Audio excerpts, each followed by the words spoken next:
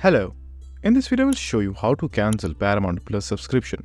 Now it's an extremely easy process, and for doing that all you have to do is go to your Paramount Plus in your application or browser. Then over here at the very top you will have your account, so just click on that account section and then go to your account page. Once you will be on the account page, it will look similar to this one right over here. Now I'm currently using Netflix account page because both of the account pages for Paramount and Netflix are exactly same.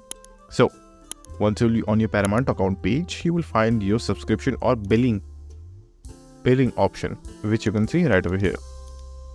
Now once you will see that option, you will have the option of cancel membership somewhere around that particular place. All you have to do is just click on that option and then another pop-up will appear, which will ask you again, are you sure that you want to cancel the membership for Paramount Plus or not? And all you have to do is just choose yes. Once you will do that, your Paramount Plus subscription will be cancelled. So that is it. And if this video was helpful, please consider subscribing and liking the video.